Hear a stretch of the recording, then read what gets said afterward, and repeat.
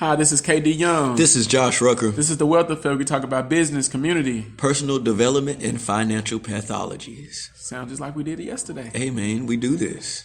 I mean, this is like we've been in it for almost So you're in a year and a half, maybe, Yeah, roughly. almost two. Yeah, that time flies. Almost two. But you know, we at our beta seasons. Yeah. We are now in the. Hey, and you know what? The book that I was just telling you about, the lean startup. Oh, go get that book, everyone. Oh, wait a minute. If you're an entrepreneur, we are big on books. Like, we actually will start a book club soon. It's in the works. The Lean Startup by Eric Ries or Eric Rice. I don't know how to pronounce it, but Eric Ries or Eric Rice. And you can actually see my little bookmark, so you can tell that I'm actually reading. You are reading that book. I'm actually reading. And then you know what the crazy part is? We got the book from the. Well, I don't know if did you get the book from the sale? I definitely got this book from the Central Arkansas Library System sale. So whatever town you live in, city you live in, you can go to your local library, and they have books that they sell almost for half off or less. Like you get books for 50 cents to $1. This book is a hard copy. I think this it's book cost me $1. like $1, maybe $2. I don't know. But that book costs you $2 and you can make thousands or millions. I don't know if y'all can see this, but it says US $26. To everyone that's listening in, we also teach about saving money, budgeting, making sure that you increase your cash flow. And one thing about that is being responsible with your money. Yeah. I mean, because it's all good to be in the 800 club. We're talking about credit now. But if you don't have the cash flow to back that up, but that's a different conversation. We ain't going to talk about that right now. It is. You have to stay tuned, for our future episodes. Yeah, man. Because we definitely got into that in our first season. Yeah. And I think you can still go back and listen to season 3. That's the one. Yeah. Yeah. That was like the last beta season that we did. They can. And then now, of course, we're soon going to be on YouTube. Yep. We already had a YouTube, but we really didn't use it. We'll soon be on YouTube. We still on Spotify. We still on SoundCloud, iHeartRadio. We still have those things that we're affiliated with. Mm-hmm. But here soon we'll be on YouTube as well. So look forward to it. And working on some. I feel like, and this is what the masses don't show you whenever you're on your road to success. You always have to take that moment to have a break. Peace, serenity. Yeah, definitely. You have to have and I find that every day, but I'm saying you have to take a break from everything. Yeah. I call it disconnecting. You have to disconnect. Like if I look at it this way. Let's look at your electricity bill. Yeah. Okay. So the more things that you have plugged in, the higher your bill is going to be. Those things are constantly running, right? So if you're an entrepreneur, just a person in general, if you're always connected to Facebook, social media, if you're always connected to or always getting pulled from, maybe your friendships or maybe your relationships, that's taxing. Absolutely. On an energetic level. Yeah. So you have to disconnect from some of these things, if not all, whatever's, doable and, conducive to your lifestyle. Just to exhale. Yeah. Like decompress. All and of recharge. All of it. And so my first 2 or 3 years in business, I was like, go, run. Yeah. And then I took like one time I took like a week off. Yeah. I was like, dang, that week felt good. That felt good. then that week went from a week to like 3 weeks. Yeah. And then that 3 weeks went to like a month. Like this year I took like a month. Yeah. Almost 2. And that's crazy. Like, so almost 2 months. Okay, so me and Kev, we on two different, like we on the same plane, but we on two different ends of the spectrum, right? Like, so he been in business longer than I have. Yeah. Probably about like double the time, right? So he's more developed in his business model than I am. It's natural. It's a natural process. Right? The fact that he took a whole month off, like that's not even conceivable for me right now. Like I was just telling him, I can't take a month off from social media. And I'm not saying to brag. I just want people to to understand. Like, and I see the levels. Like, I honestly, man, I didn't think I would ever get to that point where I could verbally say like, I ain't doing shit for the next 30 days. in business, you know what I'm saying? In business, like I really, it really it didn't fathom in my mind that I would get to that point. And now I feel like I'm at a point where I can comfortably say, like, yeah, you have to, like, I know how important it is to take care of your mind. You have to, because like, if you lose your mind and you the mind behind your business, see, listen, man, talk to him. Then you essentially lose your business. I mean, it's inevitable. Unless you got a system like McDonald's. See, Kevin, he throws these alley-oops for me. In my mind, it goes, right? But I made a post on my on Landcor's Facebook page that as an entrepreneur, your business is just a reflection of you. Absolutely. And it reflect back to you. Man, so if your business is disorganized, it reflect back to you. I'm telling you. You're disorganized. I'm sorry to tell you. You're disorganized. That was one of my biggest hurdles. And that's in the beginning, like, and I have to focus on that every day. It's a daily task that you have to keep a finger on. You know what I'm realizing, that you have to build organized systems too. Oh, and so it's in the book. Man, when I say go get this book, I didn't know it was in the book. I was just okay. So let me tell you about the Lean Startup. We're not getting paid to promote this or anything like this. I just love reading. I'm a bibliophile. And say that one more time, very slowly. I just love reading. I'm a bibliophile. What is a bibliophile? Because basically I love to read. I love to, and I have to attribute that to my dad. He got me on reading when I was young. That was in the book of Joshua. Yeah, that was in the book of Joshua. I remember that. Go check out the book of Joshua. Hey, we got to.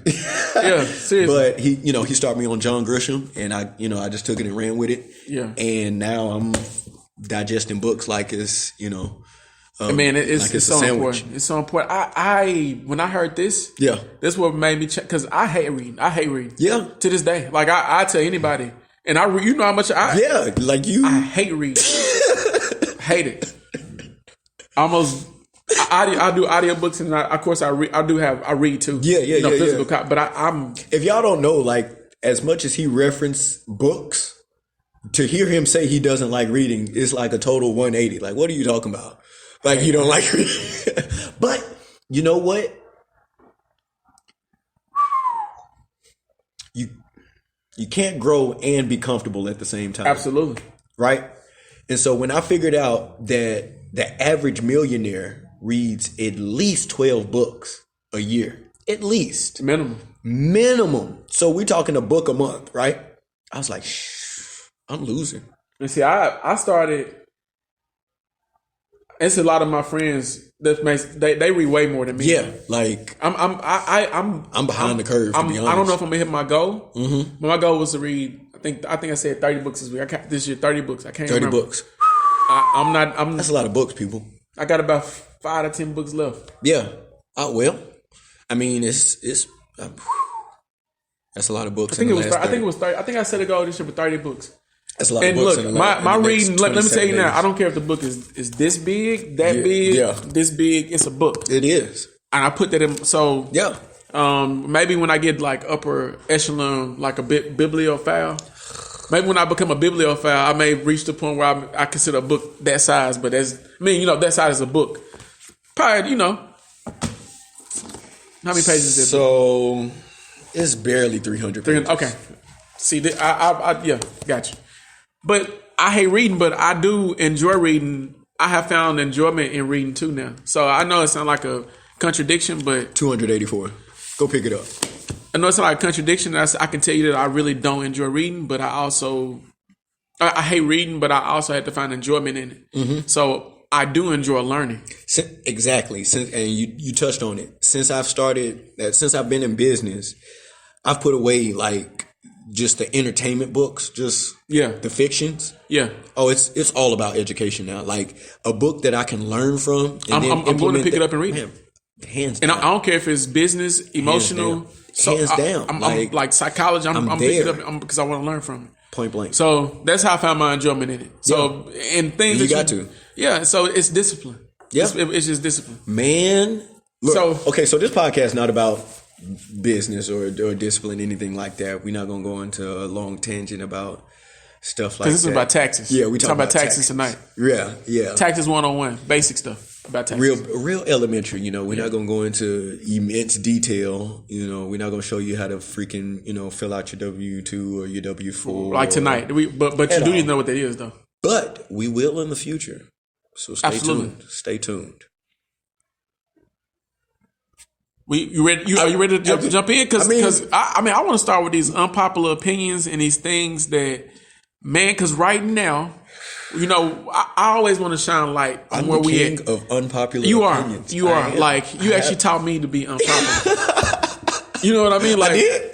It's a great engagement tool, I found. It is, but to go to the polar opposite, like I'm always when people, I may be opposed. But not extremely opposed. Like, I don't care. and that's the difference. I'll let you know that I don't agree with you, but but sometimes you say stuff that hit on those nerves. It's like, man, you touch. You about to get it right now. You got to get it. And man, right now we live in Little Rock, Arkansas, and that's where we located. And I always want to shine light because this is what I like, samples. So if I can look at a smaller sample, but I'm also considering the bigger sample, the big picture, I know somewhere in the middle is that's the happy medium. So, a sample of education in our state right now. You can look at the numbers all you want to.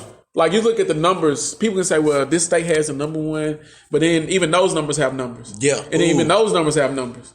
So we can look at the numbers, but unpopular opinion for me, to most people, is: do people really care about one LRSD?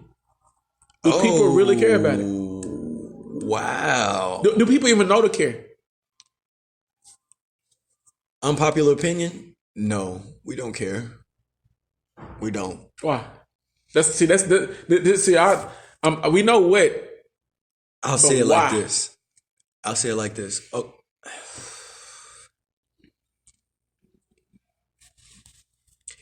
We're in a society now where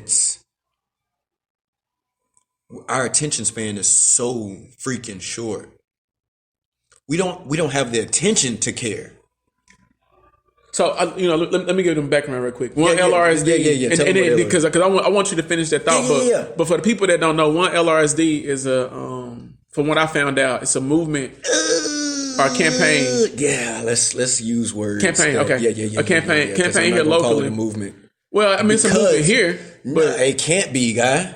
I say here. It can't be. In Little Rock. Where? Okay. Campaign. Are they still? Let me say campaign. Wait. For the safety of. Are they still? Yeah. Yeah. It's still going. All right. I mean, but look, I'm an educator, so So that shows lane. So you gotta understand. I'm saying you gotta understand. Like sometimes you can be so close to what you close to that you don't recognize how far away it is from other people. Other people, totally. It may not still be here because I'm not in education, but I am, and so you from my side of the street, we not talking about it anymore. Dang, really? Word. That's why I say like it's already passed, bro. Our attention span is so short. Like we'll talk about it for a week. I'm still concerned about one LRSD because it's strictly related to education. And, maybe two. We might talk about it for 2 weeks. It's related to education and inequality. Like the same racism. Yeah, you know what I'm saying. Like at its core, it's because racism is a systematic way to oppress a group of people who can't speak for them. You know, totally. So at its core, it is based around that. You know, the movement itself, because schools are desegregating. Are becoming more segregated now because they redraw maps. They've been redrawing maps for years. Like I don't even know why. We always late to the party. I don't want to be that guy. You know what? I'm not even gonna say it. Is segregation really bad? Here we go.